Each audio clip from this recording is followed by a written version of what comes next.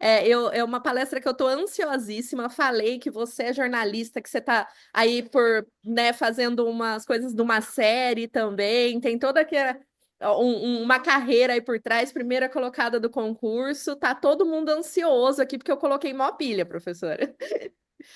Olha, eu nem tenho como explicar também. Fiquei muito feliz com o convite da Gabi. A hora que ela falou, né? Eu já ia até começar a palestra brincando aí com vocês, né? Ladies and gentlemen, from the deepest cellars of the FBI, né? Porque hoje a gente vai falar aqui de serial killer, vai falar de FBI, vamos falar de perfilamento criminal também, tá? Mas, em primeiro lugar, eu gostaria muito de agradecer a Gabi, que foi minha aluna nesse último curso de formação, uma investigadora de polícia brilhante, agradecer a Érica, né, que também me estendeu esse convite, essa oportunidade.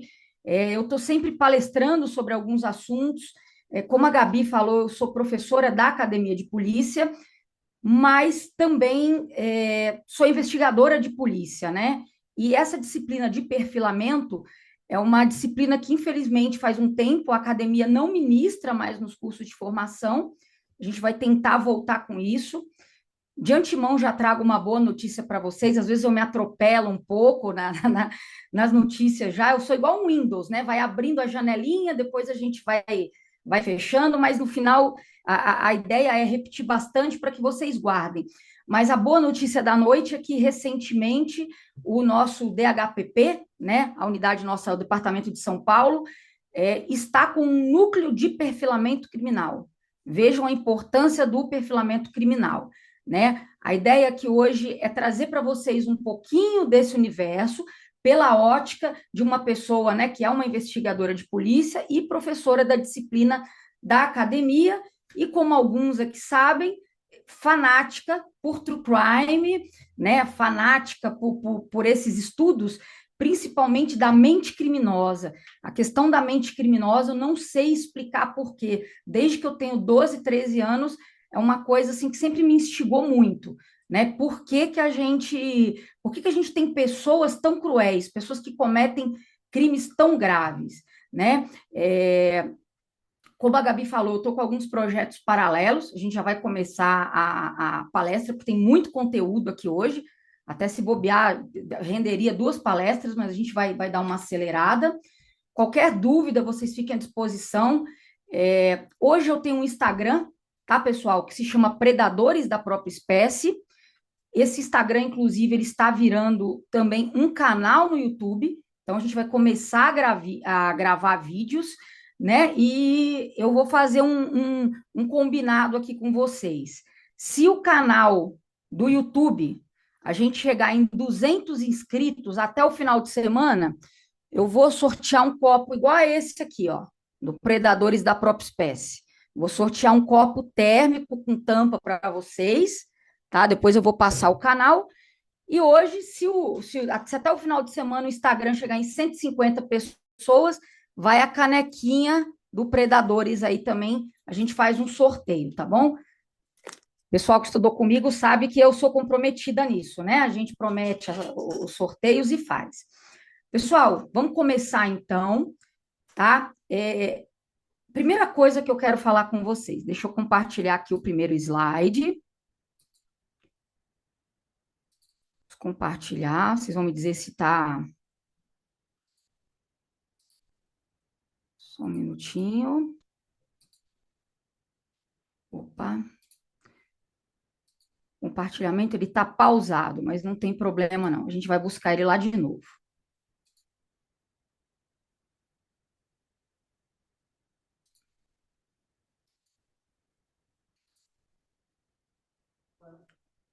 Maravilha.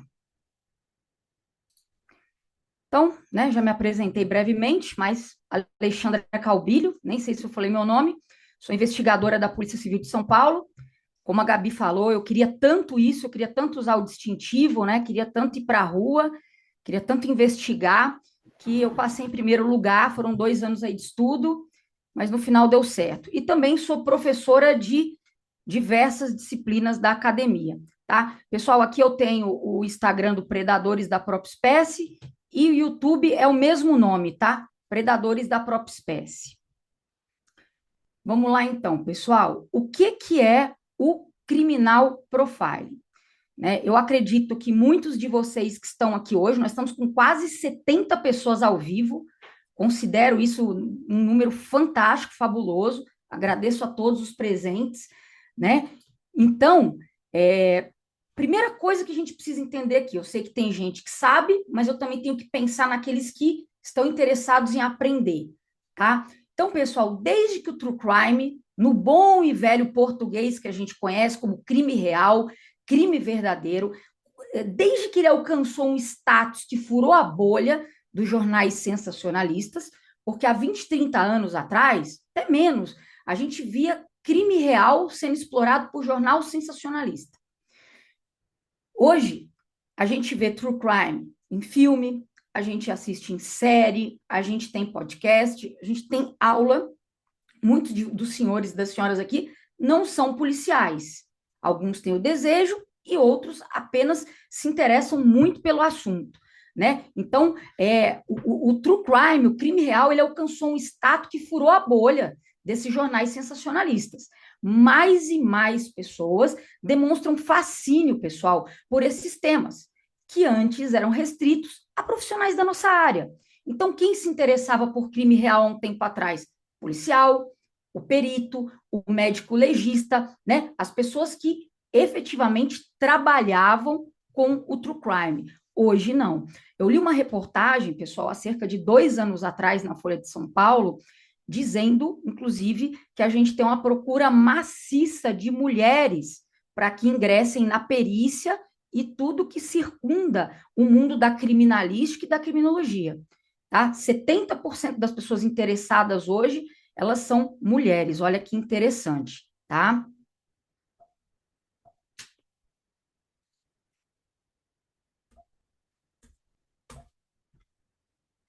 Pessoal, muitas pessoas têm interesse, como a gente já falou, em conhecer, em saber a dinâmica de um crime de repercussão.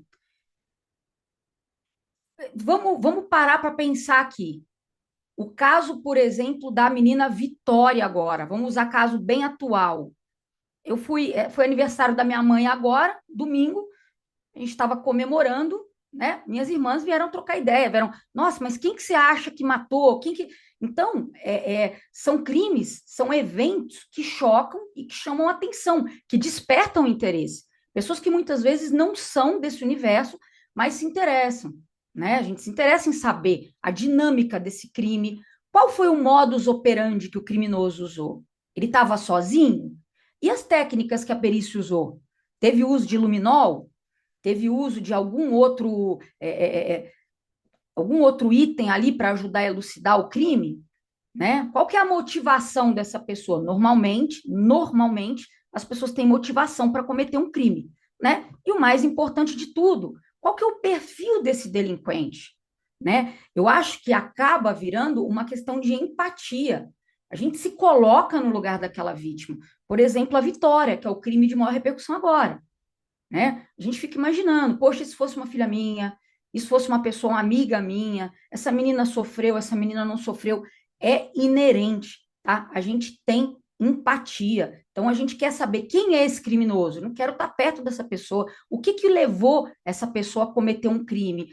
E muitas vezes a gente quer saber também como é que a polícia conseguiu chegar à autoria. Essa informação nem sempre a gente pode passar para vocês, né? Depois que o crime é elucidado, pode ser, né? Mas assim, até as investigações fluírem, nem sempre. Gabi, você consegue ir passando aí para mim? Você consegue ir passando aí para mim? Deixa eu tentar aqui, peraí. Pronto, resolvido, gente. Só não consigo mais botar aqui o meu rosto aqui, mas tudo bem. Pessoal, a gente pode dizer que o perfilamento criminal, e isso é uma coisa, jovens perfiladores, jovens true crimers, isso é uma coisa que eu preciso muito da atenção de vocês. O perfilamento criminal, ponham isso na cabeça, tá? Ele é uma técnica auxiliar. Ale, o que que isso quer dizer? O que que é uma técnica auxiliar? O nome mesmo já traz a resposta para a gente, pessoal. Uma técnica auxiliar é algo que eu uso, né, uma técnica que eu uso, que não é ali a principal, não está ligada à questão de prova material de perícia, né, que eu utilizo para que eu consiga. Alguém, não sei, o microfone de vocês está fechado, né? Mas podem escrever no chat, eu vou dar uma olhada aqui. Qual é o principal motivo do perfilamento criminal? Alguém sabe me dizer por que que eu perfilo um criminoso? Alguém saberia me dizer? Pessoal, a gente realiza o perfilamento porque a gente quer descobrir a autoria, né? Mais até do que a materialidade, a gente quer descobrir a autoria. Quem é que matou, né? Quem é que estuprou? Quem é que está atacando fogo nos carros aí do bairro, tá? Então, lembrou de perfilamento, eu falo imediatamente de uma técnica auxiliar, né? Ela me auxilia a descobrir o quê? Justamente a autoria. A materialidade do crime eu já tenho. Esse crime, né, já aconteceu. Procurando não utilizar o juridiquês aqui com vocês, tá bom? Então, é uma técnica auxiliar, né, da investigação criminal. E o que que o perfilamento ou profiling, olha o nome, eu sempre falo para os alunos em sala, os nomes das palavras, a etimologia, muitas vezes elas já trazem as respostas que a gente precisa, tá? Então, o que que é perfilar? Perfilar é você tentar decifrar um comportamento. E é justamente por isso que depois a gente vai ver que o perfilamento ele é multidisciplinar, porque ele envolve diversas disciplinas. Eu vou tentar não pular etapas, mas o perfilamento, como eu lido com comportamento, eu estou tentando entender o comportamento desse criminoso, eu estou diretamente trabalhando com psicologia, tá? E psiquiatria, né? Eu estou lidando com mente, eu estou lidando com comportamento, tá? Vocês vão ver como isso é fantástico. E um dos objetivos do perfilamento, como a gente falou, é identificar as principais características psicológicas desse criminoso e traçar o perfil dele. Professora, mas por que eu preciso traçar o perfil dele? Boa pergunta. Porque eu uso o perfilamento para aqueles casos em que eu não sei quem é o autor. Normalmente, como a gente vai ver durante a aula, são criminosos seriais. Esse cara, e não estou falando necessariamente de um serial killer, né? A gente tem estupradores em série, a gente tem. É que normalmente o perfilamento é para crimes mais graves, mas a gente tem, por exemplo, estelionatários aí que ficam aplicando um monte de golpe, a gente tem sequestradores que se encaixam né, no perfilamento. Posso perfilar quem é que sequestrou essa pessoa, né? Quem é que está cometendo essa série de assassinatos? Então, gente, grosso modo, o perfilamento ele é uma técnica auxiliar que é utilizada para que a gente trace o perfil comportamental de um criminoso, normalmente de crimes graves, tá? Detalhe muito importante. Ale, o perfilamento criminal, ele só é utilizado para eu traçar o perfil de um criminoso? Negativo. Eu espero, sinceramente, do fundo do meu coração, que a maioria dos senhores aqui já tenham assistido ao filme mais impressionante da vida, né? Que ganhou Oscar, inclusive, em 1992. Foi o primeiro filme de terror a ganhar Oscar, que é O Silêncio dos Inocentes, tá? Quem não viu, por favor, lição de casa. Então, pessoal, no Silêncio dos Inocentes, o que a gente vê? A gente vê um criminoso serial, ele está cometendo um crime. Esse crime é uma agente nova do FBI e ela começa justamente a perfilar esse cara, que esse cara está tocando terror e o perfil das vítimas dele é o mesmo. Então, por que é importante a gente perfilar a vítima? Porque através da vítima eu também descubro o criminoso. Esse cara, por exemplo, ele matava mulheres que tinham uma certa estatura, cabelo enrolado, o tom de pele de uma determinada cor. No caso do filme especificamente, não vou dar spoiler, né? Mas ele procurava mulheres que tivessem o peso, que não fossem muito magras, né? Não vou dar spoiler, porque, como eu falei para vocês, esse filme é fantástico. Na verdade, esse filme, graças a ele e a agente Starling, é que eu me tornei policial, né? De tanto que eu gosto desse filme. Então, o que que eu analiso quando eu vejo o perfil criminal? Como o próprio nome está falando, eu vejo o padrão de comportamento de alguém. Calma, se vocês não entenderam, durante a aula a gente vai trazer um monte de exemplo legal, tá? Então, o que eu quero, guardem isso na cabeça de vocês, é, grosso modo, descobrir quem é o autor. Quem é esse autor? Quem é esse cara que está cometendo aí uma série de crimes, tá? Para que serve o perfilamento? Lembra que eu disse que é uma técnica auxiliar? É uma técnica auxiliar que tem como foco detectar características, pessoal, particulares de um determinado criminoso, tá? Então, muitas vezes, através do perfilamento, a gente vai dizer o seguinte: opa, esse criminoso é homem. Ele é homem por causa disso, disso e daquilo. Opa, esse criminoso tem mais ou menos tanto de altura. Esse criminoso, ele age em uma determinada área. Depois a gente vai ver que o nome dessa técnica chama geoprofiling, está dentro do perfilamento criminal. Opa, esse cara possivelmente ele trabalhava em uma determinada empresa, porque os atentados estão acontecendo contra essa empresa. Então, comportamento dele, possivelmente, ele é um homem solteiro.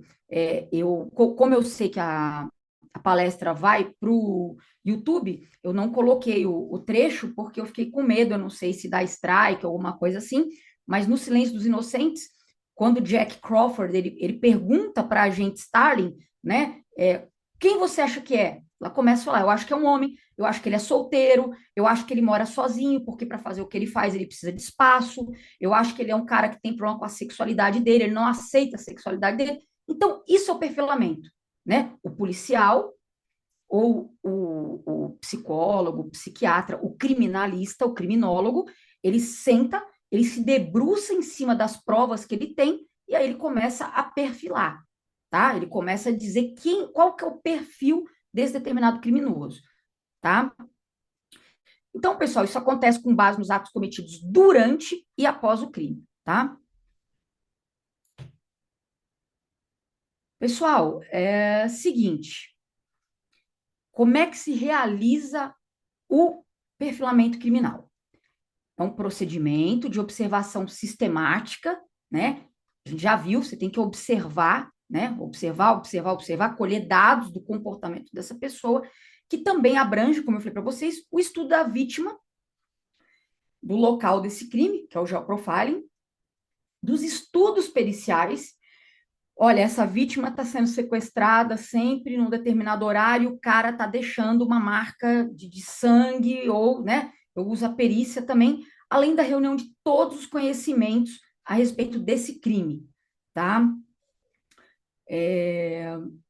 No caso do FBI, a gente hoje vai falar muito de FBI aqui para vocês, eles se concentram bastante em provas físicas e, obviamente, né, no que diz respeito ao comportamento, que são as provas do comportamento desse cara que são deixadas na cena de crime, tá? Gente, se tiverem dúvidas, podem deixar escritas no chat, depois a gente responde. Se eu estiver falando muito rápido, também dá um toque aí, a gente dá uma diminuída, tá bom?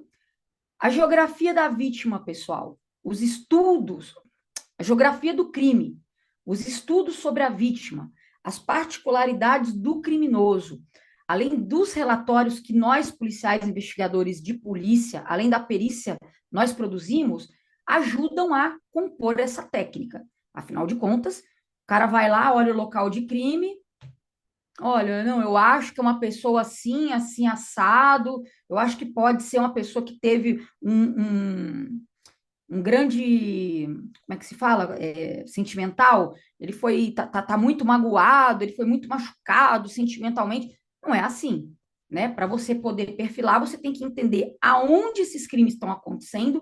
Lembra que a gente falou que o perfilamento está muito ligado a crimes seriais, não necessariamente ao homicídio?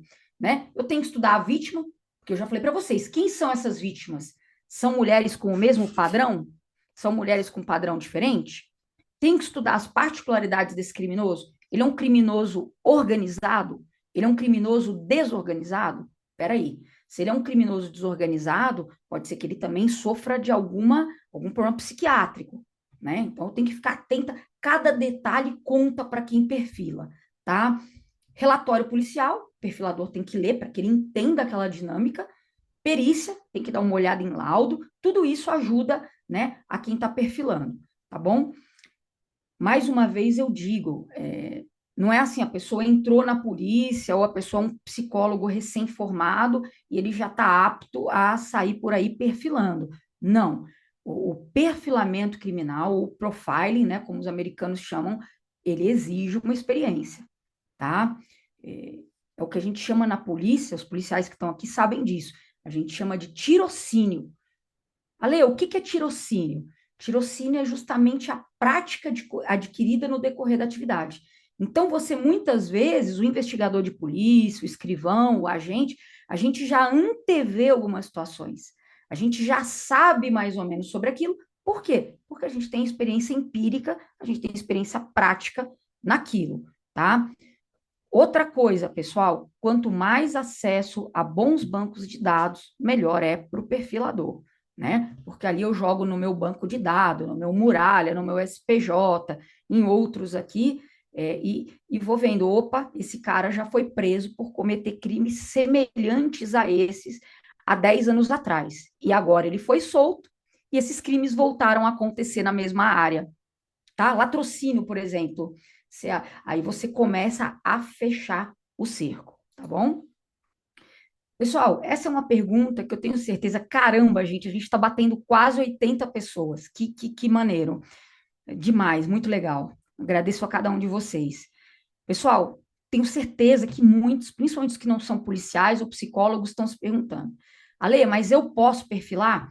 Então, pessoal, o perfilamento ele se baseia em competências pluridisciplinares, né? E normalmente, para que você possa perfilar, né? Normalmente são utilizadas pessoas da área da psicologia, da criminologia. Eu já adiantei isso para vocês: psiquiatria, criminalística e algo que tem a ver com foco em investigação criminal. Eu estou doida aqui para já adiantar para vocês como é que anda a questão do perfilamento, mas vamos esperar chegar o momento certo aqui, tá? Pessoal, aqui nós temos Sherlock Holmes, né?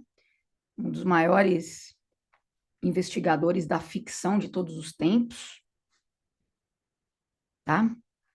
E aqui é uma pergunta bem interessante também. Aonde e como surgiu o perfilamento? Eu costumo brincar com os meus alunos, tanto do curso de formação quanto do curso de especialização na Academia de Polícia, que existem duas profissões mais antigas do mundo, né? A primeira a gente sabe, está até com destaque por causa do Neymar, né? E não é jogador de futebol essa profissão.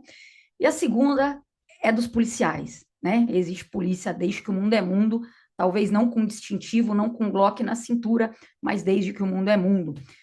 Então, é do ser humano perfilar, tentar saber o comportamento dos outros, né? A gente vê muito isso em filme, em série, e é inativo ao ser humano isso aí. Isso aí perdão, isso é nativo nosso, né? Isso é uma coisa nossa. A gente começa a ter um pouco mais de experiência, fica mais velho, você passa por um lugar, você fala, olha, alguém passou por aqui por causa disso, disso. Enfim, não é possível que a gente precise exatamente o ano que se iniciou o uso do perfilamento, tá? Tem gente que fala, pessoal, e eu recomendo a leitura dos livros desse cara, tem um filme que ele desvenda um assassinato que é muito bacana também, que eu esqueci o nome, né? Depois, até o final, eu passo para vocês. Mas já de 1845, o Edgar Allan Poe dizem que o que ele fazia nas obras de ficção dele, né, já era um perfilamento, já era um tipo de criminal profiling. Sherlock Holmes também, né? Quem já leu vê que o Sherlock ele vai perfilando o tempo inteiro, né? É genial, um negócio genial, né?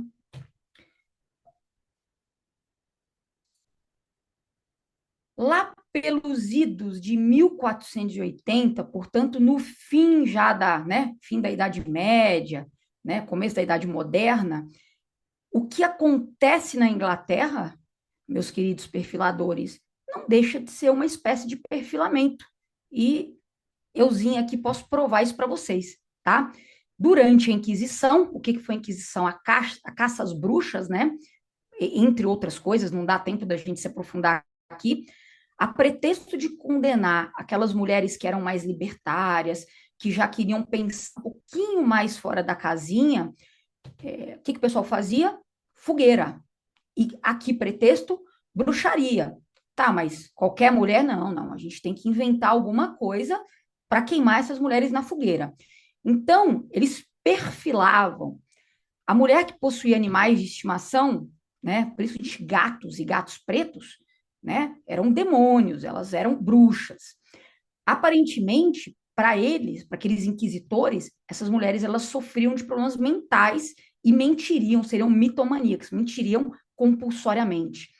Essas mesmas mulheres, pessoal, elas eram mortas porque elas cultivavam ervas medicinais, elas moravam sozinhas, elas não quiseram ter filho, ou elas tinham alguma marca de nascença ou alguma cicatriz, tá? Que eles inventavam ali na hora. Quase 200 anos depois, já nos Estados Unidos, né? Os puritanos na cidade de Salem, inclusive aí quem me segue no Instagram viu, né? Esse ano em outubro eu passei o Halloween em Salem e a gente vê muito triste. Eles têm um museu das bruxas, eles têm partes da cidade, cemitério das bruxas. Cerca de 20 mulheres foram mortas em Salem, tá? Por volta de 1688. Muita gente acha que foi na fogueira, mas daí não. Essas mulheres elas foram enforcadas em Salem, tá? A Ann Glover ela é perfilada como uma bruxa e é morta na forca na cidade de Salem, que é ali nos arredores de Boston, nos Estados Unidos, tá? Muito interessante. E, afinal de contas, pessoal, o que o pai da criminologia, aqui eu acredito que nós temos bastante pessoas que estão estudando aí para concurso da nossa gloriosa Polícia Civil de São Paulo, e a minha cadeira principal na academia, inclusive, é de criminologia, é a minha especialização, tá? O que o Lombroso, o Lombroso dizia sobre isso? Lombroso, pessoal, já lá em 1874, ele também perfilava. E eu não vou mentir para vocês. Quando eu era criança, eu tenho uma tia que hoje está com 92 anos, né, que é a paixão nossa aqui em casa, e ela fez direito. E eu pequena, e ela já me contava assim sobre as ideias do Lombroso e tal. Eu achava aquilo genial. Eu falava, meu, esse cara ele deu o pulo do gato, né? Negativo, pessoal. A gente vai crescendo, a gente vai entendendo que hoje, né, algumas ideias tanto do Darwin, sim, do Charles Darwin, né, que fala sobre a evolução das espécies, tanto quanto as ideias do Lombroso, são ideias preconceituosas. Professora, mas por quê? Porque simplesmente, gente, o cara falava que quem tinha um nariz de um determinado jeito tinha um pezinho ali, né, na loucura, que ele seria um assassino. Se a pessoa tivesse a testa de uma maneira, a orelha de uma maneira, se fosse estrábico, até tatuagem. Imagine se Lombroso, né, fosse vivo hoje, o absurdo que isso seria. Ele dizia que as pessoas tatuadas teriam uma tendência maior a serem criminosos. Então, isso não tem nada a ver. Então, por que a gente está falando de Lombroso aqui? Porque é importante, né? O cara fez simplesmente, ele analisou, se alguém perfilou mais que esse cara, eu desconheço. O cara, ele analisou mais de 25 mil reclusos, né? Além de ter feito autópsia em 400 presos, tá? E aqui eu trago para vocês algumas das pessoas que foram analisadas por Lombroso e aproveito para deixar outra dica, pessoal. Como a Gabi falou no começo, apesar de eu não ter ouvido o que ela disse, minha primeira graduação em jornalismo, depois eu fiz direito, né? E um livro indispensável para quem gosta de crime é O Homem Delinquente. Poxa, Lê, mas você acabou de dizer que as ideias do cara são preconceituosas. Pessoal, temos que ter senso crítico. São duas palavrinhas que eu considero como as mais importantes do mundo. Quem tem senso crítico, né? Quer dizer, eu vou ler alguma coisa daquilo, eu vou sugar, mesmo que seja para entender como não agir, né? Eu continuo achando o Lombroso um cara, assim, fabuloso, tá? Apesar de não concordar com as ideias dele. Só que a gente tem que pensar o seguinte, gente, o cara estava 200 anos lá atrás, não dá para cobrar algumas coisas dele agora, né? Então, para o Lombroso, quem tinha assimetria facial? O que é assimetria facial? O rosto não era simétrico, não era perfeitinho um lado com o outro. Testa e a mandíbula projetada, orelha de abano, nariz adunco, queixo protuberante, maxilar largo, amassando o rosto proeminente, barba rala. Agora eu pergunto para vocês, quem não era criminoso, né? Porque o cara aqui, para ele aqui todo mundo é criminoso, né? Cabelos revoltos, eu tava lascada, criminosa de grande periculosidade. Caninos desenvolvidos, essa pessoa teria uma propensão para o crime, né? E Lombroso falava sobre atavismo. O que é atavismo? A pessoa nasce assim, não tem como ela mudar, isso vai passando na geração, né? E só de olhar para aquele criminoso, o cara tinha tatuagem. Putz, esse cara não presta, esse cara vai ser preso mais dia, menos dia. E aí eu acabo deixando outra indicação para vocês, que eu vou trazer aqui também o slide, que é um filme de ficção científica que se chama Minority Report. É uma pira tão grande que os caras já previam, assim que a criança nascia, os crimes que eles iam cometer. Também chega de spoilers, né? Para o Lombroso, o criminoso também seria um cara insensível à dor. Isso explicaria por que tantos criminosos naquela ocasião teriam tatuagem, né? Essa figura aqui de barbicha, aqui parecendo um bodinho, né? É o Lombroso. Aqui a gente tem as medidas. Lombroso começa a medir crânios. Nós já vimos que ele autopsiou mais de 400 presos e ele interrogou, conversou, analisou mais de 25 mil presos, tá? Medindo ali, ó, tirando as medidas ali da cabeça, aí da gente que tivesse fora, né, do padrão. Bom, vocês não vão poder me responder, porque os microfones estão desligados, mas coloquem no chat. E aí, pessoal, depois da gente ver isso que a gente viu, depois de falar um pouquinho sobre Lombroso, sobre Darwin, né, Charles Darwin, essas ideias a gente já viu que são ultrapassadas, mas a gente olha ou não olha para determinadas pessoas na rua com esse estigma? Dois caras numa moto, né? Não tem nada a ver com físico, né? Então vamos quebrar um pouco desse paradoxo agora, senhoras e senhores. E aí? Essa é uma das listas dos criminosos mais bonitos do mundo, né? Você olharia para esses caras aí, esses rapaz aqui, até que tá com a lágrima aqui no olho, depois que ele saiu da prisão, diz que ele estourou lá nos Estados Unidos com moda, né? Ganhou dinheiro pra caramba em passarela. Esse senhor aí de baixo, nós vamos ter um vídeo no Predadores da Própria Espécie, já já sobre ele, e vamos falar também sobre a hibristofilia. Não quero adiantar assuntos aqui, mas é aquela tara, né? Que algumas pessoas têm justamente com criminosos, sejam eles bonitos, sejam eles não tão belos, mas a gente vai no Predadores, já tem um videozinho aí sendo preparado para a gente falar sobre isso. É só uma reflexão, tá, gente, que eu trago para vocês, né? A gente ainda tem dentro da gente, não adianta a gente dizer que não, esse conceito lombrosiano, né? Pessoal, e na vida real? Até agora a gente só falou de perfilamento na esfera da ficção, né? Falamos sobre Sherlock Holmes, falamos sobre Edgar Allan Poe. Quando que a gente começa a ter o embrião do perfilamento, tá? Olha que interessante. Esse caso também foi um dos casos que me impactou muito quando eu era pré-adolescente. Eu assisti, eu até, se alguém tiver ou puder me mandar esse arquivo, eu gostaria muito de ver. Eu tinha 12 anos, então já tem 35 anos isso, né? E eu assisti um Globo Repórter na época sobre o Jack Stripador e fiquei assim, acho que um mês sem dormir, né? Acho que foi isso que virou a chave. Aí eu falei, não, meu negócio é crime.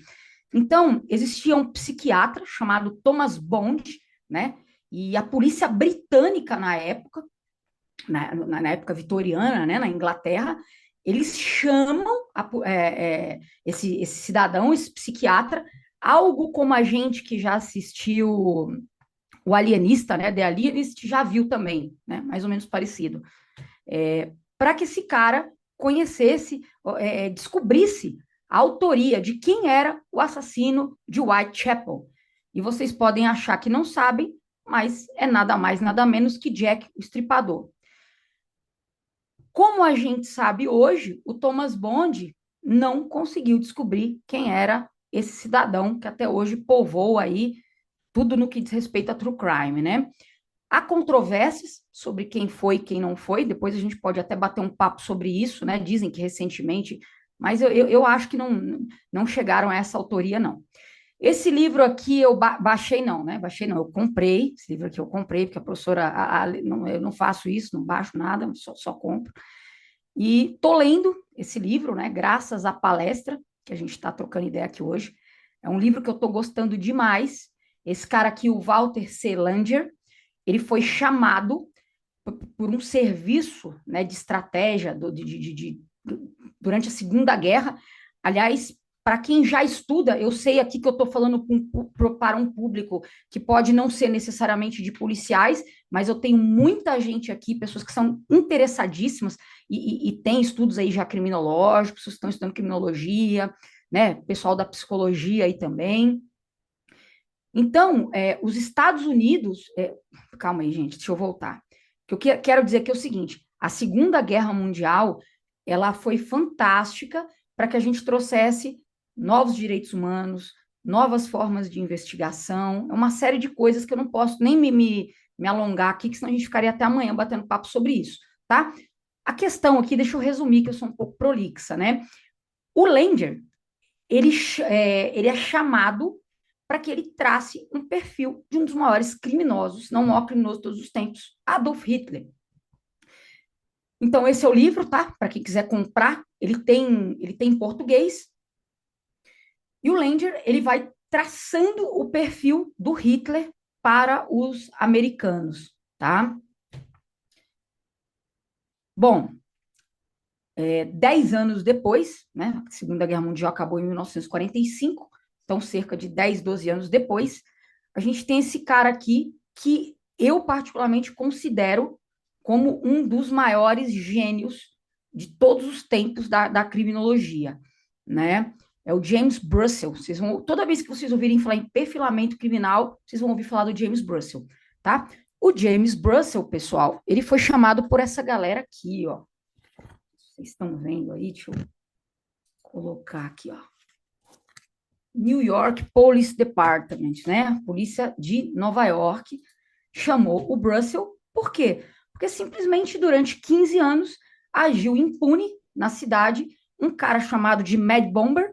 Eu acho que olhando a foto aqui dá pra gente. Olha lá, eu tô sendo lombrosiana, tá vendo? Deixa eu voltar atrás aqui. Na foto de baixo, do lado esquerdo da tela de vocês, vocês têm a cara dessa figura aqui, que cometeu cerca de 30 explosões em 15 anos na cidade de Nova York. E agora vocês vão entender melhor o que é um perfilamento, tá? Na prática. A polícia, então, um tanto quanto perdida, né? Sem conseguir achar a autoria, quem era o Mad Bomber, ou seja, o bombista louco, ela chama o James Brussel, que era um psiquiatra, e esse cara começa a analisar cenas e cenas e cenas de crime, cartas e cartas que o Mad Bomber mandava. Poxa, professora, mas daí era só a gente olhar, né, a parte da caligrafia dele, não é isso? A gente tem uma parte da perícia que só analisa. Então, ele recortava jornal e mandava para a polícia, tá? Então, pessoal, o que acontece aqui? Ele analisa, né, essas cartas e ele traça o perfil. Ele traça um perfil tão perfeito, tão coerente, que de início, como quase tudo, né, que as pessoas são desacreditadas, assim, quando as pessoas acertam muito na vida, ele foi completamente desacreditado, também demorou bastante. E vamos entender agora um pouquinho do que é um perfilamento. O Brussel, depois de estudar essas cartas, ele chega para a polícia de Nova York e fala o seguinte: chega aí, capitão, né? Que lá é capitão, né? Esse cidadão que está estourando essas bombas, está matando e está ferindo centenas de nova-iorquinos, ele é homem. Tenho certeza que ele é homem. Por isso, isso, isso. Ele é solteiro. E aí ele explicou por que o Mad Bomber ele é solteiro. Ele é um cara muito religioso. Ele tem entre 40 e 50 anos. Olha o perfil se desenrolando. Ele é nascido fora dos Estados Unidos, tá? E ele é um cara muito forte fisicamente. Vocês acham que o Russell parou por aí, minha gente? Não, e é por isso que esse homem é tão genial, né?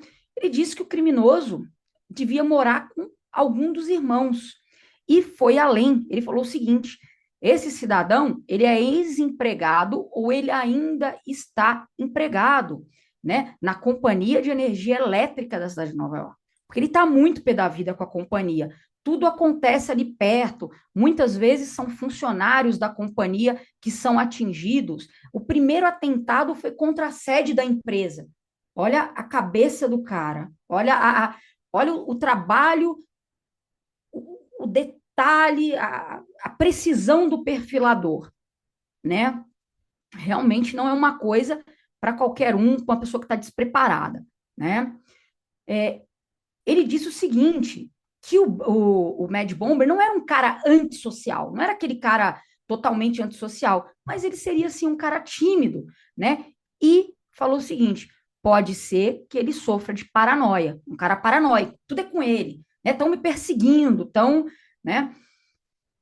Pela habilidade de montar os explosivos, ele indicou também que se tratava de um mecânico super habilidoso, uma pessoa que não tivesse um alto grau de estudo em mecânica não conseguiria montar aquelas bombas daquela maneira, né? O Mad Bomber dominava a mecânica, ferramentas como ninguém.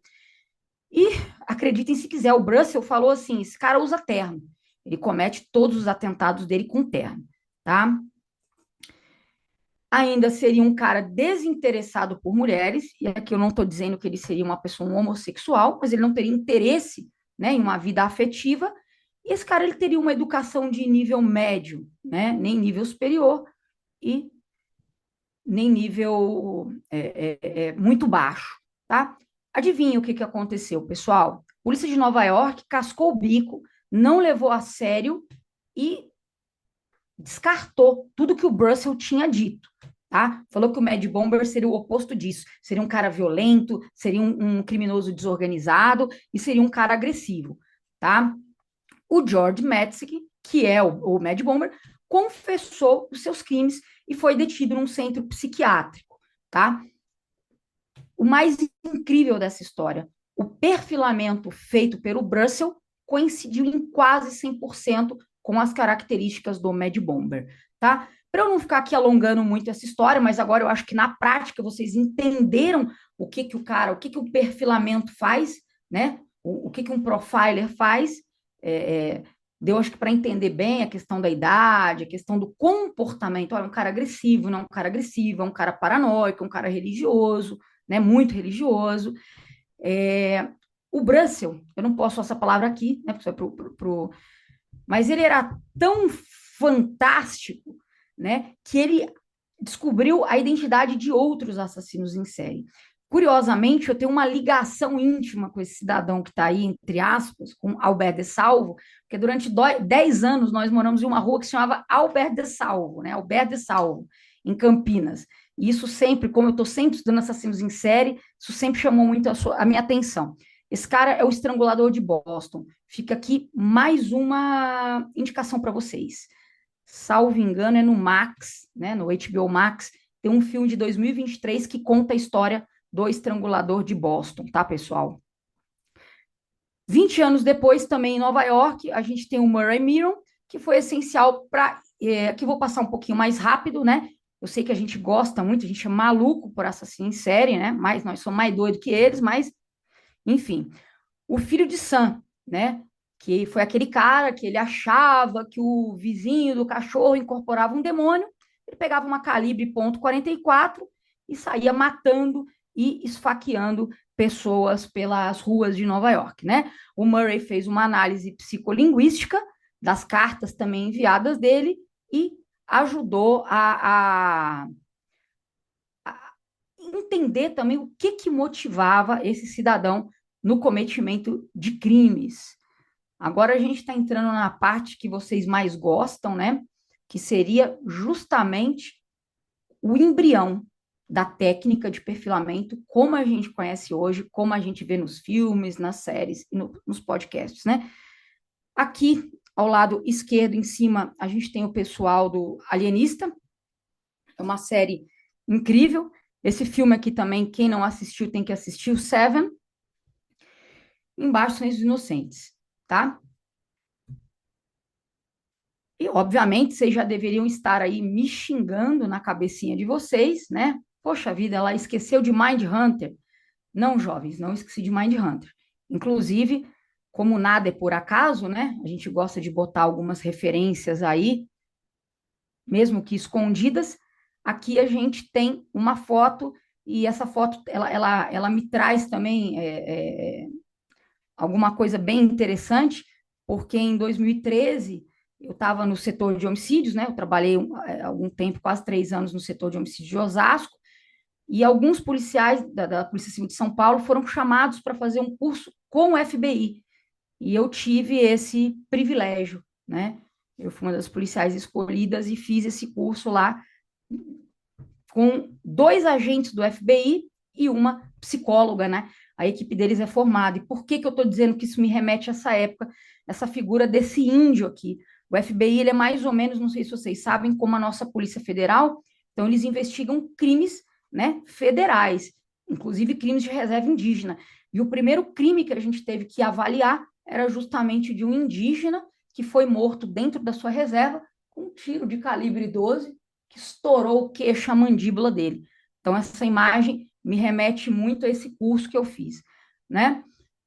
Pessoal, vamos dizer a verdade, quando a gente fala de perfilamento, tirando o Silêncio dos Inocentes em 1992, né, que originou uma série de spin-offs, de séries, vamos ser sinceros, né? Poucas coisas são tão emblemáticas como Criminal Minds e Mindhunter, né? O nome mesmo já fala, caçadores de mente, caçadores de mente, né? Então, na década de 70, nos Estados Unidos, mais uma vez em um cenário pós-guerra, dessa vez de guerra do Vietnã, tem um fenômeno que começa a chocar os americanos. Que fenômeno é esse? Um monte de crimes em série acontecendo em todo o território norte-americano. Poxa vida, Ale, mas então antes não existiam assassinos em série? Claro que existiam. A gente mesmo já viu, né, que em 1888 a gente falou horrores aqui, né? Não falamos horrores, vai, deixa eu parar de ser exagerada. A gente comentou um pouquinho, isso aqui são jornais da época, sobre Jack Stripador, né, que matou 5 mulheres aí na Inglaterra vitoriana. Então, recapitulando, perfiladores, jovens perfiladores, investigadores, true crimers, eu tenho um perfil do Jack Stripador, em 1890, feito pelo Thomas Bond. Eu tenho o Walter Langer, em 1943, fazendo o perfil do Hitler. Eu tenho em 1957 o Mad Bomber, né, com o James Russell, que eu já falei para vocês que é um tchuk-tchuk, né, um cara genial. Eu tenho o Russell mais uma vez, o cara bingou 2 vezes, hein, gente? Esse cara, eu vou falar para você, o cara descobriu 2 assassinos em série, né? Esse é o cara mesmo. Estrangulador de Boston, entre outros. E o Murray Miron, em 77, com o perfil do Filho de Sam, tá? Como a gente falou aqui, isso é o perfilamento, o embrião do perfilamento, o embrião não, o perfilamento como a gente conhece hoje, ele começa a ser feito. Quem assistiu Mindhunter sabe que, apesar da ficção, ali tem muita coisa que retrata em porões, né? Lá em Quantico, em Virgínia, onde é a sede do FBI, onde você forma os agentes do FBI, o pessoal não levou muito a sério esse negócio de, pô, você vai ficar ouvindo o assassino? Isso não vai levar a nada, isso é perda de tempo, né? No começo, o pessoal foi, não diria escorraçado, mas, enfim. 3 agentes, pessoal, foram importantíssimos para que a gente tenha o perfilamento como a gente tem hoje. É o Howard Tetten, tá? Esse ele é um pouquinho mais desconhecido, vocês vão ter o prazer de conhecê-lo aqui hoje. O John Douglas e o Robert Hessler. Procurem o que vocês conseguirem em português ou em inglês de obra desses caras também, porque esses caras são alguns dos pais do do que a gente conhece hoje sobre perfilamento. O Hessler, inclusive, ele é o cara que traz a nomenclatura, há controvérsias, mas até então ele diz que ele é o cara que trouxe a palavra, usou a palavra serial killer pela primeira vez, tá? O Tetten, ele ministrava a disciplina de criminologia e, junto com alguns alunos, ele começou a pegar casos reais arquivados sem solução e começou a tentar traçar o perfil, o comportamento desses indivíduos, né? Aqui vocês estão vendo aqui o símbolo dessa unidade, assim como na Polícia Civil de São Paulo, para quem não é da polícia, só para contextualizar vocês. Na polícia eu tenho o DENARC, né? Eu tenho a homicídios, eu tenho DEIC, a mesma coisa dentro do FBI. O FBI também tem os departamentos deles, tá? Então, eu tenho aqui o Centro de Ciências, a unidade, melhor dizendo, né? Já vou dar um spoilerzinho, antigamente chamava-se BSU, Behavior Science United. O que isso quer dizer? Unidade de Ciência Comportamental, que para mim é um negócio fantástico, fora da casinha, fico maluca com isso. Agora, o grande momento dessa aula, senhoras e senhores, que rufem os tambores. Deixa eu mostrar aqui para vocês, eu falei para vocês que eu fiz esse curso do FBI, e qual não foi a minha felicidade, contei para os agentes porque que eu era polícia, que eu amava a unidade de ciência comportamental, e que eu sou polícia por causa disso, e coisa e tal. Aí eles, além deles fazerem o teste do polígrafo comigo, eu ganhei esta caneta aqui, senhoras e senhores, ó. A gente deu a caneta para mim, que como, não sei se vocês conseguem ver aí, é o mesmo símbolo, né? É claro que essa caneta nunca, nem jamais será usada, nem sairá desse recinto, será enquadrada, né? Enfim, continuando, vamos parar com a divagação aqui. O Douglas e o Hessler, eles propuseram a realização de estudos empíricos, né? Eles foram a campo estudar o comportamento. É exatamente aquilo que a gente vê no Mindhunter. Inclusive, tem uma cena fantástica, né, que é o John Douglas, né, no personagem dele, ele vai entrevistar, eu sei porque eu sou muito assim também, eu não consigo esconder a minha emoção nessas horas. Ele vai entrevistar o Marilyn Manson. O Marilyn Manson é o cantor. Ele vai entrevistar o Charles Manson, né? Que foi aquele cara que tinha família, matou a Sharon Tate, Charles Manson. O cara não consegue esconder a alegria dele, né? Ele vai ali perfilar, ele vai ali tentar entender por que o cara fez isso. É o que a gente coloca aqui. O foco era entender o que leva o indivíduo a cometer crimes tão bárbaros e de uma forma contínua, né? A ideia era analisar o comportamento fazendo algo óbvio, mas que poucas vezes havia sido realizado. É óbvio, não é? Deixa eu ver por que isso, né? Mas ninguém tinha feito, ninguém havia parado para fazer. Deixa eu ver qual é a história de vida desse cara. Esse cara foi abusado quando ele era criança? Foi abusado sexualmente? Esse cara apanhava? Por que ele tem essa motivação? Né? E os diferentes tipos de delinquência, tá? Essas entrevistas, pessoal, visavam criar a tipologia desses agressores, tá? E formar também uma base de dados confiável. É a partir daqui que a gente começa a entender melhor a figura do assassino em série, tá? Bom, aqui para quem é fã da série, quem assiste a série, né? Esse cidadão aqui é o John Douglas, na série é o Holden Ford, né? Ele é um dos pais do perfilamento criminal. Como muitos agentes, muitos policiais no FBI, ele serviu a Força Aérea, né? E ficou lá 7 anos, que foi o tempo que ele serviu a unidade de ciência comportamental. Ele começa, como a gente vê na série, a viajar aos Estados Unidos, e esse cidadão, gente, ele simplesmente ele esteve cara a cara com Charles Manson, com John Wayne Gacy. John Wayne Gacy é aquele palhaço pogo, né? O palhaço assassino que matou 33 homens em Chicago. Ted Bundy, que dispensa comentários, Richard Speck, que foi aquele cara que apenas em uma noite matou 8 enfermeiras, Jeffrey Dahmer, que também dispensa comentários, Wayne Williams está na segunda temporada, é um assassino de Atlanta, e o Jerry Brudos. Jerry Burdas, que era conhecido como assassino da luxúria. O cara tinha fetiche em sapatos. Ele matava as mulheres e levava os sapatos de salto alto delas embora. Tá? Ed Camper também, enfim. Esse é o Hessler, que eu falei para vocês que ele dá o nome, né? E é um dos criadores da unidade comportamental. Não deixem de procurar obras também do Hessler.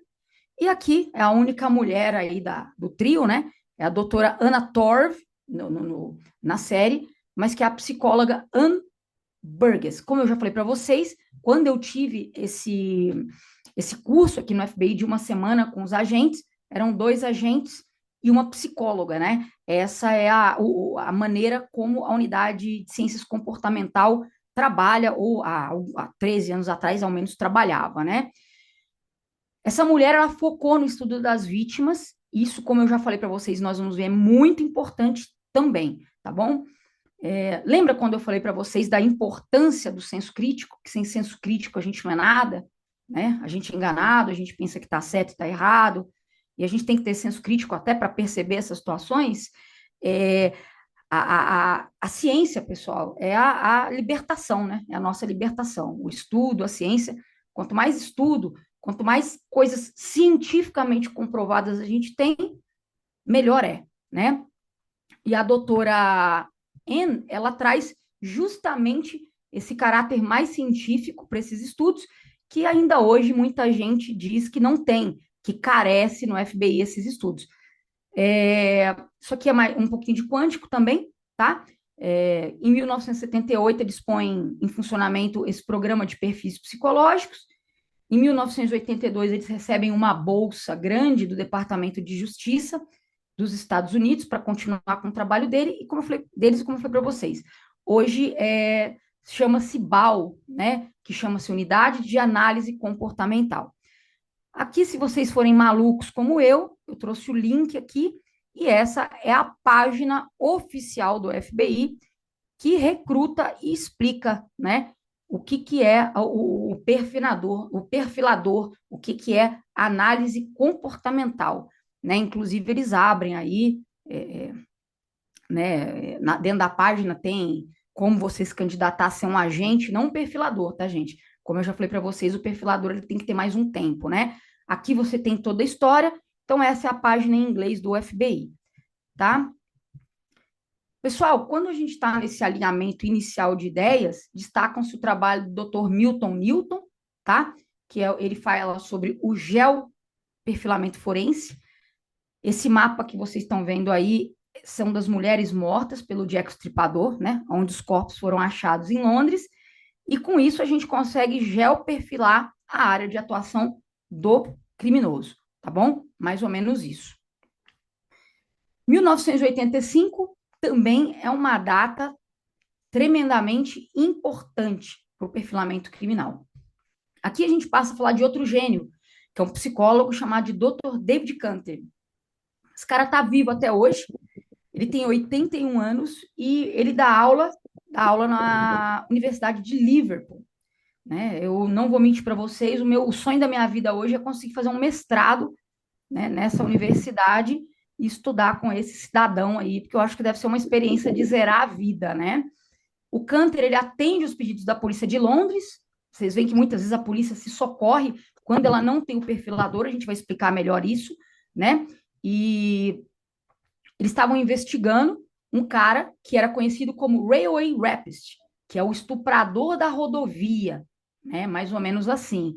E o Canter ajuda a descobrir quem é esse cara, que foi responsável por mais de 30 violações e 2 assassinatos. Acho que a gente usar essa palavra aqui é melhor, né? E em 1994, portanto, há 31 anos, ele cria essa academia de psicologia investigativa na Universidade de Liverpool, na Inglaterra. Esse cidadão aí, boa pinta, né, segurando a lupa, é o Canter, tá? E a técnica dele é chamada de psicologia investigativa. É uma corrente, pessoal, que ela é um pouco dissonante, né, diferente do FBI. O Canter, ele é um cara que, segundo ele é mais focado em ciência mesmo, em estatística. Ele não concorda muito com a maneira como o FBI coleta os dados, tá? Por quê? Porque ele acha que quando você simplesmente entrevista assassinos em série, violadores em série, piromaníacos, essas pessoas de alta periculosidade, eles podem ser mitomaníacos, né, mentirosos compulsivos, e eles podem tentar manipular as pesquisas. Então, o Canter, ele refuta um pouco isso daí, tá? Ele refuta isso daí. Ele acredita mais na questão da estatística e da ciência, né? Aqui mesmo fala, ele leva em conta teoria da personalidade, técnicas psicodinâmicas, narrativas interpessoais, fatores geográficos, socioeconômicos. Ele diz que tudo isso daí traria mais credibilidade para o estudo, tá? E o que, que a gente tem que tirar disso daqui, pessoal? A gente tem que tirar que o perfilamento criminal, como a gente conhece hoje, é uma técnica nova, gente, que tem pouco mais de 50 anos.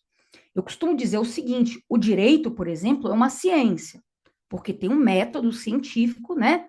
Tem alguns outros requisitos que preenche uma ciência. Mas o que, que acontece? O direito, ele é uma ciência que não é exata. No direito, 2 mais 2 não são 4. A mesma coisa, né? O perfilamento, ele não é uma ciência, ele é uma técnica, mas carece ainda de estudos. Está lá no comecinho ainda, tá? Rapidamente aqui para a gente não... Eu poderia falar aqui mais 2, 3 horas para vocês, né? A Gabi falou que acho que a gente ainda tem mais um tempinho aí, mas só para que vocês entendam, porque eu sei que vocês que estão aqui, vocês têm algumas dúvidas quanto a isso, né? No Brasil hoje, via de regra, quem é que perfila, pessoal? O que a gente chama de polícia judiciária. E quem é a polícia judiciária? É a PM? Negativo. A PM é polícia administrativa. Polícia judiciária ou polícia investigativa, que é aquela que age depois que o crime acontece. Polícia civil usa o perfilamento em grande grau ou deveria usar, né? Não usa, depois vocês vão ver, mas deveria usar. E Polícia Federal. Como eu falei, não é culpa de ninguém, a gente está começando. Isso aqui seria assunto, Ministério Público, para um bate-papo mais prolongado, né? Via de regra não fazem, mas quando estão com a função investigativa que a Constituição lhes atribui, eles têm poderiam, né, se valer do perfilamento também. Pessoal, vamos lá que está ficando legal agora. Pressupostos do perfilamento, tá? Aqui eu trago um texto, né, um estudo que é da professora e delegada da Academia de Polícia, Bia Pestir, que inclusive é minha colega nessa disciplina de perfilamento. Aprendi muita coisa com a doutora Bia. Então, quando é que eu uso o perfilamento? Já falei para vocês, não é uma regra, mas via de regra, criminosos seriais, violadores, pedófilos, assassinos, incendiários, sequestradores, arrombadores, crime com pouca pista, né, gente? Porque se eu tenho muita pista, já tá fácil de prender o cara, eu não preciso ter um trabalho de perfilar. Não conheço a autoria, isso é óbvio. Dedução das características pessoais a partir do ato que esse cara comete. Informação e experiência. Aqui também, para perfilar, eu tenho a junção de 2 raciocínios. O raciocínio indutivo, que é aquele que eu pego um ponto específico e vou para o geralzão, e eu tenho também o dedutivo, que eu pego o geral e vou comprimindo, né, para chegar no individual, tá?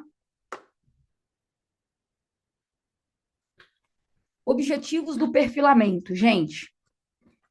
Eu quero, com o perfilamento, identificar a área de atuação do delinquente. Tem uma série relativamente nova na Netflix que conta a história daquela americana que foi morta pelo namorado, também não vou ficar dando spoiler aqui. E Gabi Petito, tá? Então, o crime acontece, eles acham o corpo dela em uma determinada área, e aí também não vou ficar dando spoiler aqui, mas eles se utilizam de uma técnica para achar aquele corpo, né? Para saber aonde aquela menina foi morta, né? Hoje em dia, você vê, esse caso da Vitória aí, a mídia muitas vezes até fala demais, mas a gente vê que muitas vezes pela herbe do celular, pela triangulação de antenas, eu tenho é mais ou menos a localização. Eu coloco um suspeito dentro da cena do crime, tá? Essas coisas eu não gosto muito de falar, essas coisas que são mais estritamente policiais, né? Objetivo, elaborar o perfil criminal desse cara. A gente viu lá com o Brussel, lembra? Que o Brussel falou até que o cara agia de terno. Tão perfeito que foi o perfil dele. Eu crio uma lista de suspeito, isso já me reduz demais o meu campo de investigação. Os policiais que estão aqui na live sabem disso, né? Muitas vezes você tem pouco tempo, você tem pouca gente, você tem que trabalhar com muito suspeito. Então, quanto mais eu fecho essa lista, melhor é para mim, né? Montar uma estratégia, isso a gente na academia de polícia, a gente também tem essa disciplina, né? O professor Tiago Magno, inclusive, fera nessa disciplina, dá aula sobre técnicas de entrevista e interrogatório, né? A gente decifra o padrão e desvenda também simbologias, né? Meios, armas que essa pessoa usa para a gente entender qual que é a motivação. Coloca aí para mim, minha gente, no chat, quem é esse sujeito aí, hein? Quem é esse careca asqueroso? Esse cara é o BTK, né? Esse cara é o BTK. Agiu por muitos e muitos anos em, esqueci o nome do estado agora, um estado que tem muito assassino em série, não é aí o homem, não. Me deu um branco agora, mas eu sei de onde ele é. Enfim, resumindo, pessoal, o estudo dos padrões de comportamento cria o perfil criminal do ofensor e da vítima, auxiliando, né, na investigação com pouco ou nenhum vestígio. O que o perfilador faz? Estuda o local do crime, lê todas as informações colhidas, os relatórios, tudo isso para quê? O pessoal que está acompanhando a palestra já sabe. Desvendar a autoria. É isso aí, né? A autoria. Hoje a criminologia, gente, ela entende o criminoso como um ser biopsicossocial. Isso aqui também daria uma outra aula de criminologia. Vamos passando para frente, senão a gente vai, eu não vou conseguir terminar, vocês vão ter que ficar aqui comigo até a meia-noite, né? Para mim não teria problema nenhum. Poderia falar disso aqui até amanhã.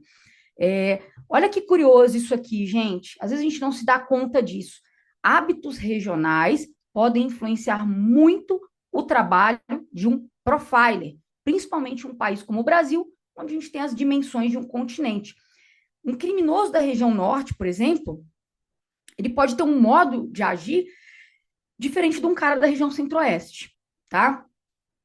O fator ambiental, como eu já falei, como é que foi a infância desse cara? Como é que é o lar onde ele vivia, né? Isso tudo pode contribuir para a atividade criminosa. Aqui, ó, eu trago para vocês o Tom Cruise naquele filme que eu indiquei, que chama Minority Report, tá? Eu tenho, via de regra, perfil criminal prospectivo, que é aquele de prevenção. É muito pouco usado e é um perigo, tá, gente? A gente não deveria nem usar, porque ele causa generalizações e preconceitos. A chance do erro é muito grande. E o mais comum, né, utilizado na esmagadora maioria das vezes, é o retrospectivo, que é você voltar para tentar descobrir, tá bom? Pessoal, acredito que vocês tenham essa pergunta para me fazer também, então tá aqui a resposta. Ale, eu posso usar o que foi perfilado como prova? Então, gente, isso no Brasil necessita de uma regulamentação ainda, tá? Precisa ser regulamentado, né? A gente pode dizer o seguinte, que o perfilamento, ele é uma fonte, ele é um meio de prova, né? Não é porque o cara perfilou, não, mas levando a autoria, certamente a polícia terá outros indícios, outros vestígios de crime, né? Então, hoje, ele é mais utilizado aqui no Brasil, quando é utilizado, porque, como eu falei, aqui no Brasil a gente está engatinhando em perfilamento, ele é utilizado para técnica auxiliar de investigação. Professora, mas então, do jeito que você falou aí, o perfilamento criminal, ele não funciona. Né? O perfilamento criminal é uma porcaria, negativo, jovens perfiladores. Né? O próprio John Douglas, em 1981, de 192 casos que ele fez, ele conseguiu reduzir a lista de suspeitos dele em quase 80%. E ele economizou quase 2 anos de investigação. Estou trazendo dados científicos para vocês, porque aqui a gente trabalha com ciência, tá, gente? O Copson, em 95, de 184 casos que ele perfilou, 16% avançaram, né, e viraram avanços concretos para compreender o crime em 83% dos casos. O Goldblatt, de 57 perfis que ele produziu, olha que incrível isso aqui, quase 75% estavam corretos, tá? Então, quando você pega o cara certo, o cara com perfil de profiler, você dá experiência, as ferramentas na mão desse cara, o perfilamento é uma arma importantíssima. Não é à toa que o DHPP está fundando um núcleo de estudos de perfilamento, né? 113 policiais que usaram perfilamento criminal, gente, analisados pelo Jung, 71% falaram que usariam a técnica novamente, e 65% praticamente a enxergam como valiosa, tá? Deixa eu adiantar aqui, senão não vai dar tempo. A gente tem aspectos objetivos do perfilamento, que é quando eu trabalho com a qualidade, com a quantidade de informações que eu tenho, relatórios, pistas periciais, e eu tenho o que seria mais a cara mesmo do perfilamento, que são aspectos subjetivos, né? Aquilo que eu não posso pegar, tocar, experiência e habilidade do profissional. Empatia, conhecimentos técnicos, poder de imaginação, gente. Isso quem assistiu a série Hannibal vê isso. O investigador, ele tem uma empatia tremenda. Tem horas que ele para e ele fala assim, o que eu faria se eu fosse esse criminoso, tá? Treinamento. Aqui nós não vamos falar sobre isso, não ao menos hoje. Há controvérsias sobre essa questão de expressões faciais, né? Haja visto aí o caso do metaforano, né?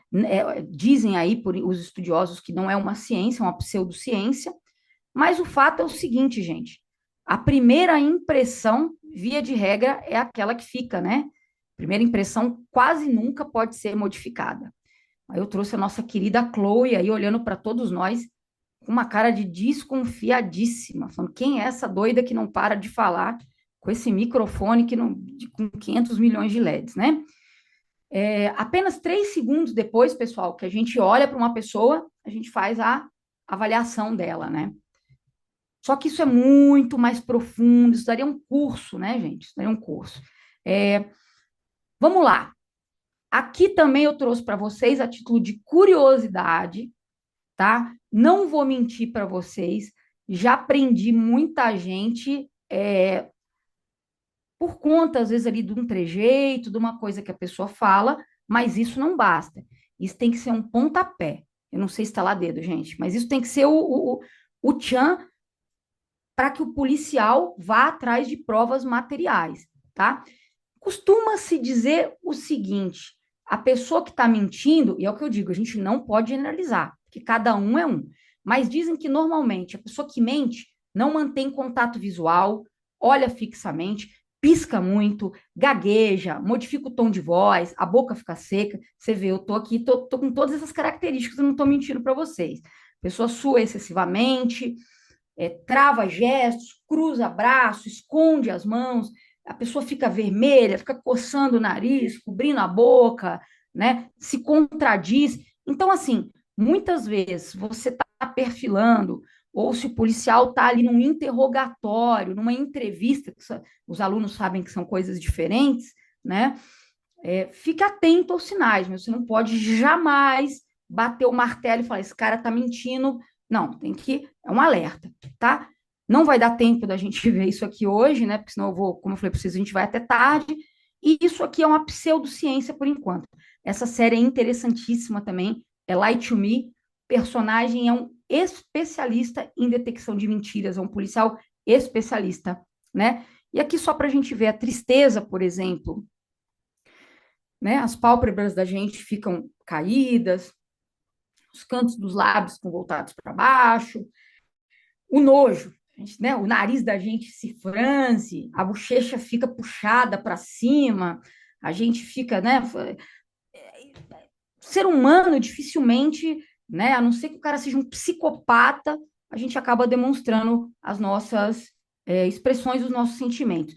Aqui eu trouxe para vocês o seguinte: quando eu digo que o perfilador precisa ter muita vivência, muita experiência de vida, ou o cara tem que estar muito aberto, a menina, a buscar as respostas, é porque muitas vezes você vai trabalhar com símbolos, símbolos mesmo, que esse cara acaba deixando aí para gente, né? Então, aqui eu tenho o símbolo do cartel de Sinaloa, eu tenho uma arma que é usada por um determinado facção criminosa, eu tenho as tatuagens que a gente sabe na cadeia que indicam para qual facção aquele preso é, gíria, roupa, corte de cabelo. Muitas vezes, gente, e aí eu não tô menosprezando ninguém, é a experiência mesmo. Muitas vezes, o que um paisano, uma pessoa que não é policial, não vai notar, o policial, às vezes, numa joia, numa tatuagem, né, numa roupa, num corte de cabelo, é o que eu digo, cuidado com generalizações, tá? Aqui eu trago para vocês um local de crime organizado, né? A imagem de cima. Aqui embaixo eu trago um local de crime desorganizado. Os meus alunos sabem, a gente fala exaustivamente disso em sala de aula, né? Ao se procurar um autor, a gente sempre procura saber primeiro quem é a vítima, né? Até porque isso pode nos levar ao autor. Essa vítima estava exposta ao perigo, não estava exposta ao perigo.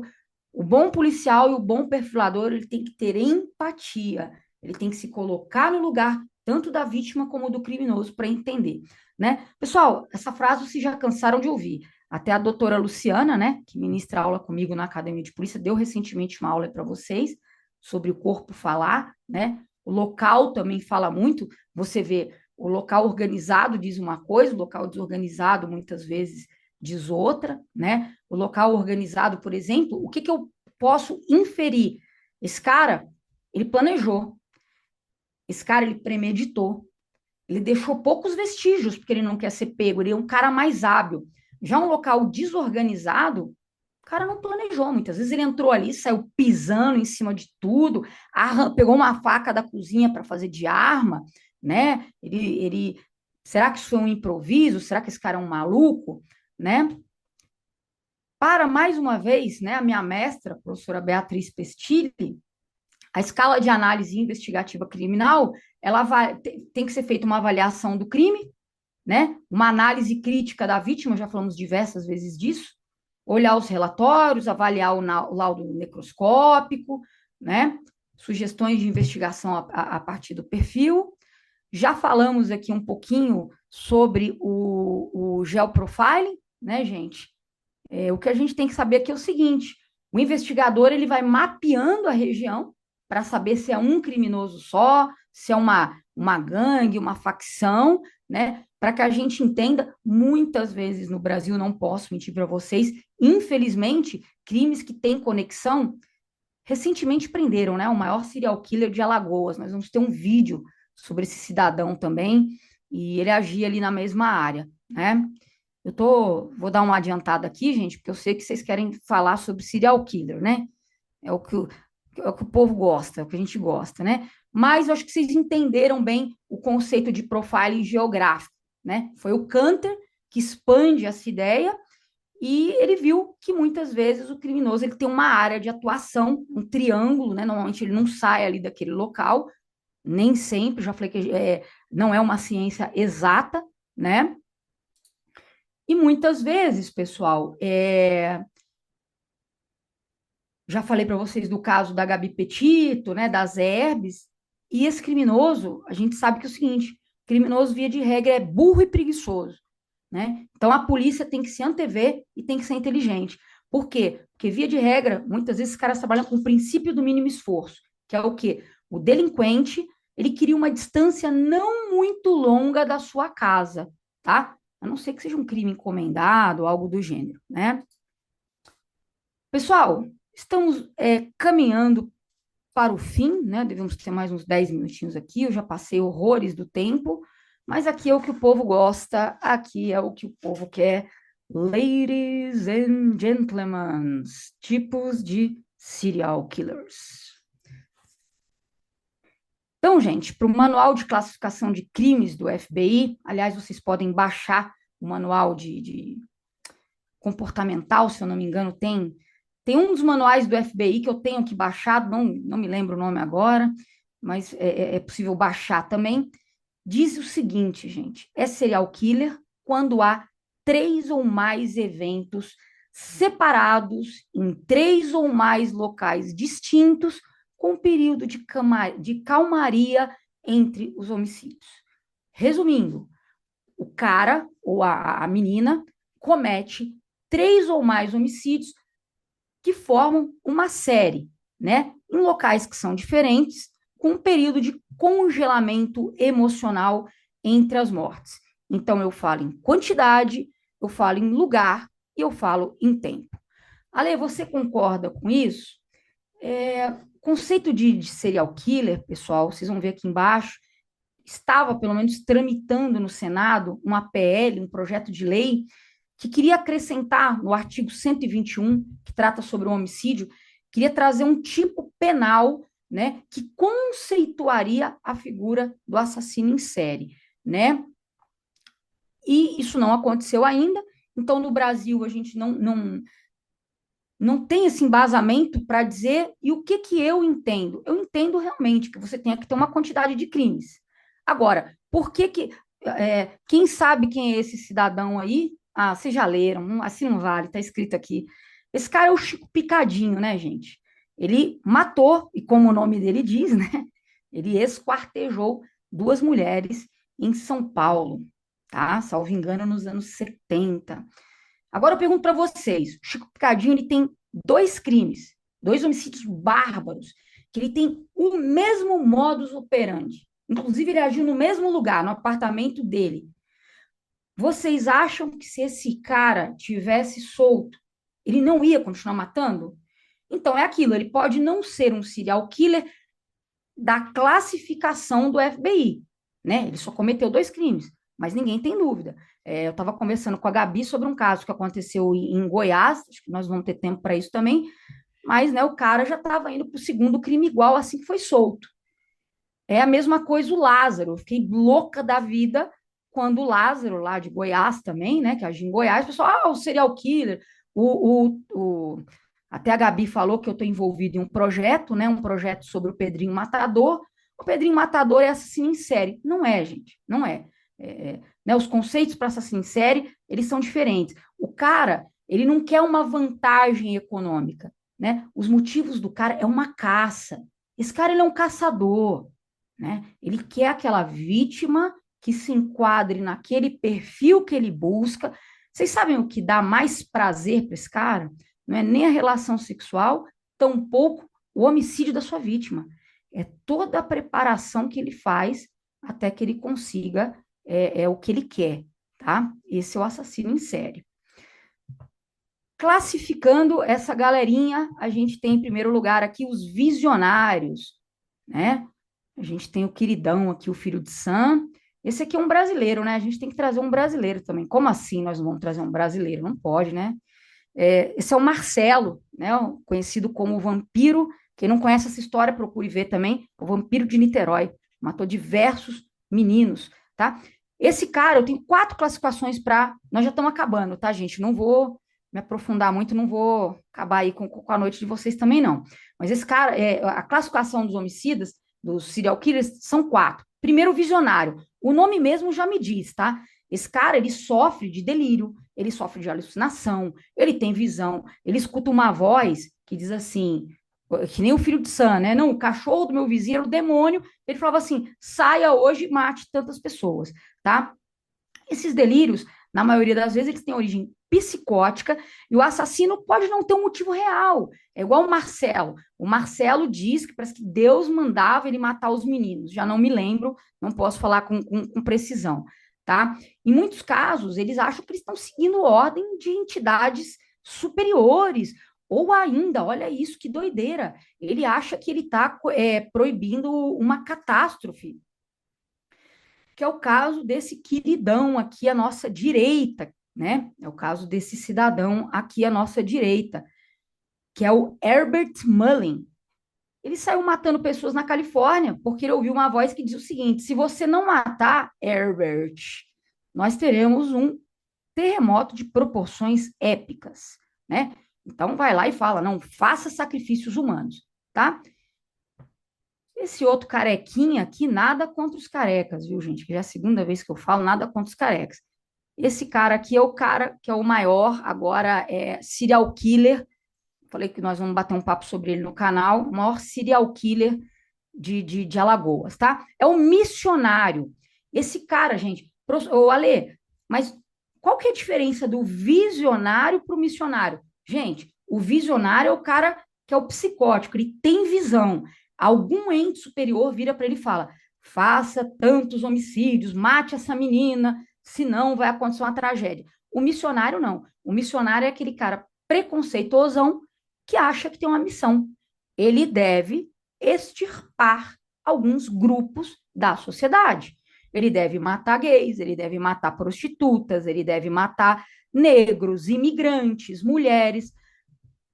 Primeira foto à esquerda é o Fortunato Bottom Neto, que é o maníaco do Trianon. Era um garoto de programa, mas ele detestava gays, tá? Aqui eu tenho o Albino Santos de Lima, que foi preso recentemente, né? É o maníaco lá de Alagoas, que dizia que aquelas pessoas estavam envolvidas com droga. Mentira. Acho que até criança ele matou, né?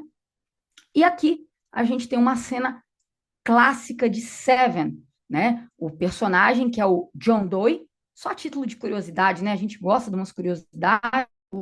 O John Doe é o nome que o americano dá para qualquer criminoso que ele ainda meio que não sabe quem é, entendeu? Então esse é o John Doe e essa cena aí é, putz, uma das maiores cenas da história do cinema. Eu tenho os emotivos ou os hedonistas. Esse aqui é o cara que gosta de matar. Esse aqui, se deixar, ele vai matar, né? A perder de vista, ele não quer nem saber, ele quer viver o prazer, dane-se o amanhã, quero matar todo mundo, né? Eu tenho os de conforto, que buscam dinheiro, poder, luxúria, né? Que é a gratificação sexual, e é comum que eles muitas vezes demorem também ali no ato sexual para ver a pessoa sofrendo, coisa e tal. Eles matam por diversão, tá, gente? Eu tenho aqui o Paulo César, que é esse cidadão aqui, com o fundo vermelho, que é um maníaco da Praia do Cassino. Eu tenho o Zodíaco, que enviou várias cartas, também vale um vídeo sobre esse cara, né? E aqui, em cima é o Zodíaco também, aqui embaixo eu não preciso nem falar, né? É o Jeffrey Dahmer.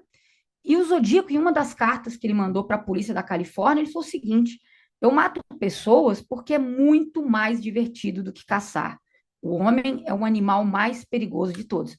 Errado, ele não estava nesse sentido, né? O homem é o animal mais perigoso do mundo. Vide o próprio Zodíaco. E me proporciona uma experiência emocionante. Bate na madeira, sai fora, né? Biruta. Finalmente, a gente tem os libertinos e sádicos.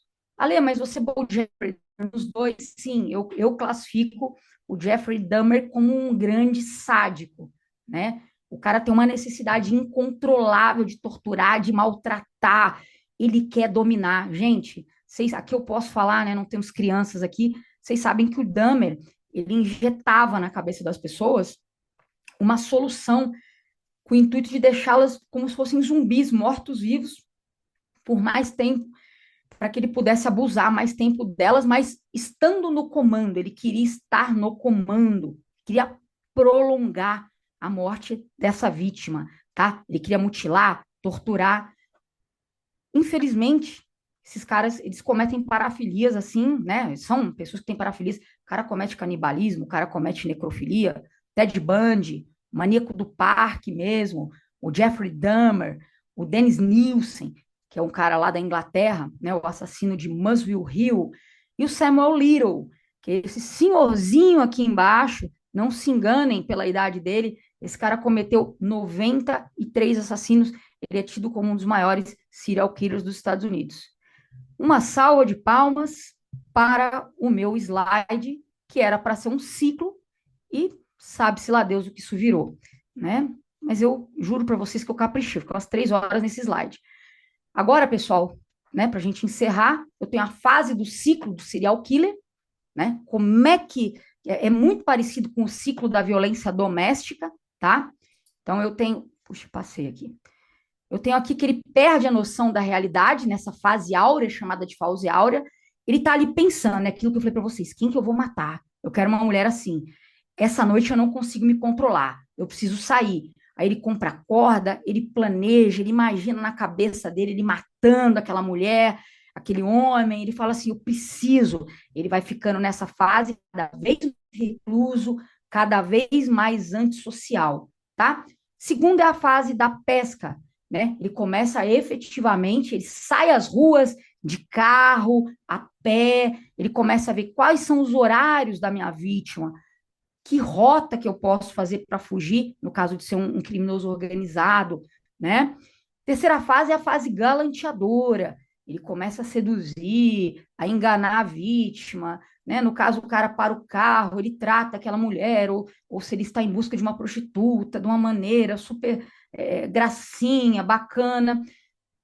No 4 é a fase da captura, né? A gente falou da fase da pesca, que é a fase da captura, ele fisga a vítima cai na armadilha dele. A penúltima fase é a fase do totem, é o auge, ele é o ápice dele, ele já tá com a vítima.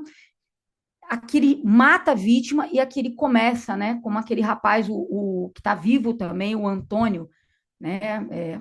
Francisco, que é o caso dos meninos emasculados do Maranhão, um dos maiores assassinos em série do Brasil.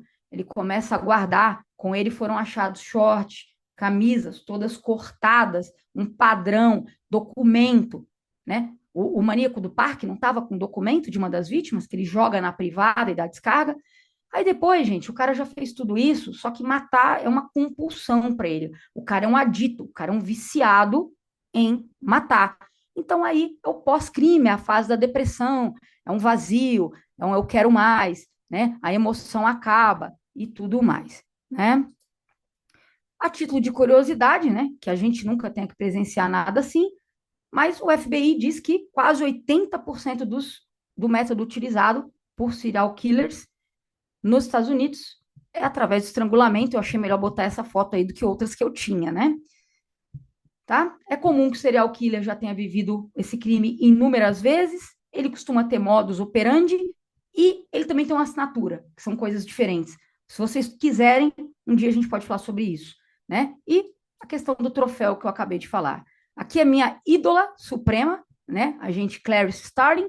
Graças a esta persona, eu sou policial. Se vocês olharem o quadro aqui, ela está fazendo o quê, minha gente? Perfilando. É um traveling man, é um viajante, né? Ele guarda roupas delas, né? Elas todas foram achadas found naked, né? Elas foram achadas no lago. River interstates, todas elas foram achadas em rios que eram entre os estados, né? No caso dela, que tinha 3 tiros cada uma, enfim, né? Ela está perfilando aí a Clarice Starling, tá? Pessoal, por que eu trouxe isso aqui para vocês? Perfilamento criminal, ele não substitui a investigação. Entendam isso. Se vocês saírem daqui hoje sabendo isso, eu fico muito feliz, né? Ele é uma técnica que auxilia, que direciona a investigação. Eu tenho certeza que vocês estão todos respondendo aí para mim, e o principal intuito é descobrir a autoria, né? Quero saber quem é esse cara. Os profilers americanos, pessoal, eles são agentes federais que exercem subsidiariamente essa função, tá? O cara, mesmo lá nos Estados Unidos, ele não recebe uma camiseta que está escrito aqui profiler. Não, ele trabalha nos casos dele e, ocasionalmente, ele está preparado para ir perfilando também quando ele é chamado. Olha que final fantástico, né? Claro, prendendo, não vou falar quem para não dar spoiler, né? Basicamente, pessoal, para a gente encerrar, dessa vez de verdade, o perfilamento criminal ele quer responder. Por que esse cara comete essas condutas delituosas? Né? Porque se eu entendo o porquê, quando tem um porquê, né? Quando eu não estou com um cara missionário na minha mão, por exemplo, via de regra, eu entendo esse comportamento. Tá bom? Pessoal, é necessário sempre acreditar que o sonho é possível, o céu é o limite e vocês são imbatíveis. Tá bom? Obrigada pela paciência. Sigam o Predadores da Própria Espécie. Eu quero começar a alimentar isso com conteúdo. E eu não coloquei aí, tá? Mas o canal do YouTube é Predadores da Própria Espécie também. Se a gente chegar lá nos 200, né? Eu vou sortear uma caneca igual essa. E se a gente conseguir chegar em 150 membros no YouTube, vamos sortear, não, a fechada, né, gente? Nós vamos sortear essa daqui que eu mandei fazer, tá bom? Professor, Agradeço a paciência, estava muito ansiosa para essa palestra hoje, porque é o que eu gosto, isso aqui para mim é um hobby. Como eu falei para vocês, meu sonho é fazer um mestrado ainda sobre mentes criminosas. Me motiva muito falar sobre, tentar descobrir o comportamento criminal, tá bom? Deixa eu voltar Ale, aqui para você me ouve? vocês aqui agora. Prontinho. Ale, você consegue me ouvir? Vocês me Gabi, eu não ouvem? estou te ouvindo. Sim. Tô te Eu ouvindo, estou. Gabi. Eu acho que ela não está conseguindo te ouvir ainda. Gente, Sim. a Tô palavra-chave, ouvindo. né, a gente vai passar. Eu só queria falar com ela primeiro, mas eu acho que ela não está ouvindo. Ale, você não consegue ouvir, né? Gabi, estou te ouvindo por um celular que está aqui no quarto. Tá. Ale, a gente não está conseguindo achar o seu YouTube. O YouTube, ele, quando coloca predadores da própria espécie, não acha, não aparece o seu Tá. canal. Eu acho, Gabi, que ela tem predadores, aquele hífenzinho que eu esqueci o nome embaixo, da hífen, própria hífen espécie. Tá, Underline. Vou escrever no chat. tá bom. Peraí. Gente, Mas tudo bem, gente. Queria saber se vocês gostaram, como é que foi. a palavra-chave é predadores, tá? Eu queria agradecer a Alexandra por, né, por essa palestra maravilhosa. Todo mundo está aqui no chat, a aula toda falando, gente, que aula maravilhosa, que aula incrível. Já querem que tenha outras, né? Estão implorando aqui para que você volte a ler. E eu aqui fiquei hipnotizada na aula. Então a gente queria agradecer muito. E é isso. Gente, para mim é o que eu digo. Hoje até eu estava falando aqui, né? Normalmente eu falo muito sobre violência doméstica e a gente conversa muito com pessoas que não são da área. Então, saber que eu estou falando para pessoas que amam a criminologia, que amam true crime, isso para mim é gratificante, tá? É muito legal. E é aquilo. Comecem a me seguir nesse Instagram do Predadores e principalmente no YouTube, gente, porque vamos fazer muitos vídeos, tá bom? Ale e a Érica, muito obrigada pela sua presença. Foi sensacional. Já está mais do que convidada para voltar aqui falar para o bate-papo, para uma palestra. Tá bom? Muito obrigada e obrigada a todos que participaram hoje. Obrigada, gente. Um forte abraço. Muito obrigada, até a próxima. Até a próxima.